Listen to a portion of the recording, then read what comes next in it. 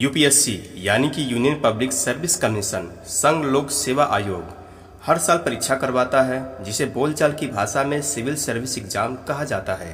2019 में हुई परीक्षा के रिजल्ट अभी आए हैं और हर साल की तरह इस साल भी टॉप करने वाले, अच्छे रैंक लाने वाले लोग खबरों में छाए हुए हैं। लेकिन ये रैंक डिसाइड कैसे होती है यूपीएससी में?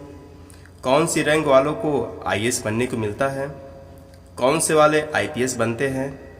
क्या कोई खास रैंक पहले से तय होती है कि इस रैंक तक वालों को आईएएस या आईपीएस बनने को मिलेगा? ये सब हम एक एक करके समझेंगे बेहद ही आसान भाषा में हमारे इस यूट्यूब चैनल में। इससे पहले कि हम रैंकिंग समझे, पहले ये क्लियर करें कि यूपीएससी एग्जाम में होता क्या है, ताकि आपको सब कुछ समझ सके। कुल मिला के 24 सर्विसेज होती हैं जिनके लिए कैंडिडेट्स का सिलेक्शन किया जाता है। ये दो कैटेगरी में बटी होती है, पहला ऑल इंडिया सर्विसेज, दूसरा सेंट्रल सर्विसेज। इनमें से जो ऑल इंडिया सर्विसेज जो है वो आईएएस यानी कि इंडियन एडमिनिस्ट्रेटिव सर्विसेज और आईपीएस यानी कि इंडियन पुलिस सर्विसेज है। इनमें से जो लोग चुने जाते हैं उनको राज्यों और केंद्र शासित प्रदेशों का कैडर दिया जाता है। सेंट्रल सर्विसेज में ग्रुप ए और बी सर्विसेज होती हैं। ग्रुप ए सर्विसेज में Indian foreign service, Indian civil account service, Indian revenue service जो कि इनकम टैक्स वाली पोस्ट होती है, इंडियन रेलवे सर्विस जो आईआरटीसी और आईआरपीएस है, और इंडियन इंफॉर्मेशन सर्विस जैसी सर्विस आती है। वहीं ग्रुप बी में armed forces, headquarter civil service, Pondicherry civil service, Delhi and Andaman Nicobar island civil और पुलिस सर्विस जैसी सर्विस आती है। जो लोग एग्जाम देते हैं उन लोगों को दो एग्जाम देने होते हैं। पहला प्रीलिम्स यानी कि प्रिलिमिनरी एग्जाम। इनमें दो पेपर होते हैं 2-2 घंटे के।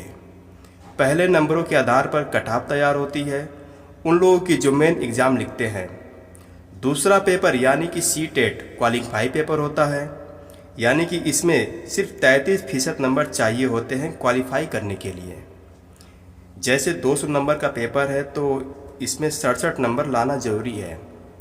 एक छोटी चीज़ जिसका ध्यान रखना आपको बेहद ज़रूरी है वो ये कि पहले पेपर में यदि आप कट ऑफ क्लियर कर लिया है लेकिन सेकेंड पेपर में आप क्वालिफाई करने लायक नंबर नहीं लाते हैं तो आपका प्रीलिम्स क्लियर नहीं माना जाएगा। ये दोनों पेपर एक ही दिन होते हैं, अलग अलग शिफ्ट में। अब आते हैं मेन एग्ज़ाम में। आपने क्लियर कर लिया प्रीलिम्स, मेरिट लिस्ट में आ गए, अब आपको देना होगा मेंस का एग्ज़ाम। दोस्तों यहाँ पे आपको बताना चाहते हैं कि कई लोग तो मेंस को लिखने को बहुत बड़ी उपलब्धि बताते हैं। वैसे यह एग्ज़ाम होता भी यही है, मतलब एक पूरे साल का कोटा इसी एग्ज़ाम में पूरा हो जाता है।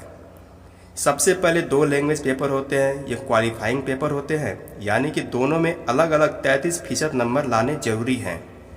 हालांकि इनके नंबर मेरिट लिस्ट बनाने में काउंट नहीं होते हैं। ये 3 घंटे के पेपर्स होते हैं, एक इंडियन यानी कि रीजनल लैंग्वेज और दूसरा जो है वो है इंग्लिश। इसके बाद एक निबंध का पेपर होता है, 3 घंटे में 2 निबंध लिखने होते हैं। इन दोनों निबंधों को लिखने के लिए अलग अलग टॉपिक मिलते हैं जिनमें से आप अपनी टॉपिक चुन सकते हैं। फिर आते हैं 4 जनरल स्टडीज़ के पेपर, सभी 3-3 घंटे के।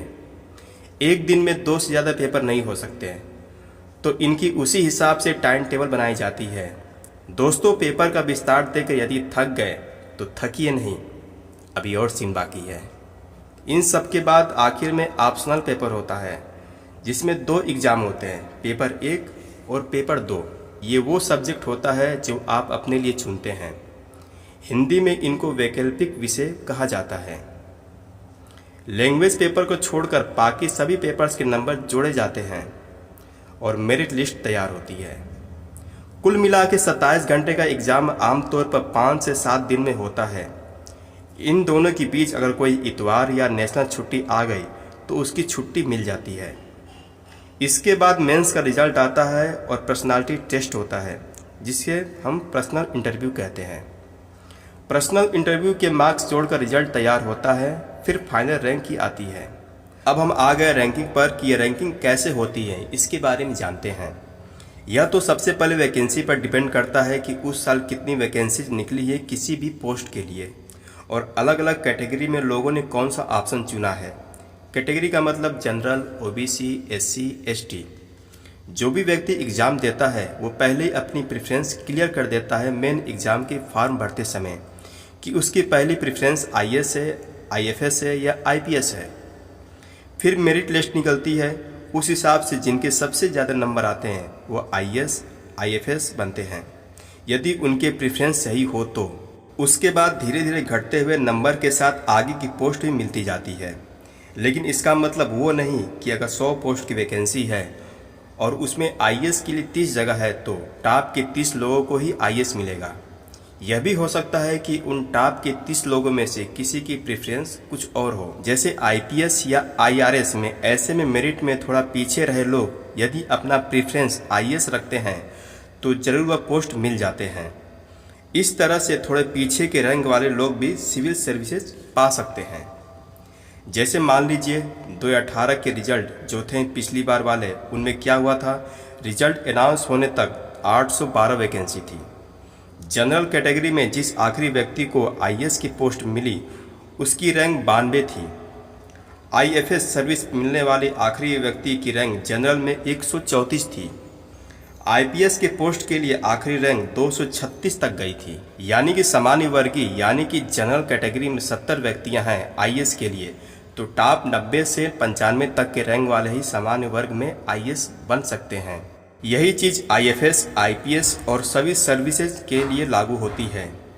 अब आता है सभी के मन में ये सवाल कि रैंकिंग पाना कितना मुश्किल है। दोस्तों, हर साल वैकेंसी की संख्या अलग अलग होती है। 2005 में 457 वैकेंसी से लेकर 2014 में 1364 तक बढ़ोतरी हुई थी। लेकिन एग्ज़ाम देने वालों की संख्या तेज़ी से भी बढ़ रही है। यूपीएससी हर साल वैकेंसी के हिसाब से मेंस एग्ज़ाम और इंटरव्यू देने वालों की संख्या तय करता है। जैसे 100 पोस्ट की वैकेंसी है तो लगभग इसके 12 से 13 गुना लोग मेन एग्ज़ाम लिखने के लिए चुने जाएंगे प्रीलिम्स में से, और करीबन 250 लोग इंटरव्यू के लिए चुने जाएंगे। इनमें से फिर फाइनल रैंक की लिस्ट के लिए लोग चुने जाएंगे। दोस्तों, यह सिर्फ एक उदाहरण है ताकि आइडिया आपको लग सके कि रैंकिंग के लिए कितना कंपटीशन तगड़ा होता है। अगर आप इस जानकारी में कुछ जोड़ना चाहते हैं तो आप कमेंट बॉक्स में ज़रूर लिखें। यदि आपको यह जानकारी अच्छी लगी हो तो इस वीडियो को लाइक करें और ज़्यादा से ज़्यादा शेयर करें। साथ ही साथ इस यूट्यूब चैनल को सब्सक्राइब करके घंटी का बटन जरूर दबाएं ताकि आगे आपको ऐसी नॉलेजेबल वीडियो हमेशा मिलती रहे।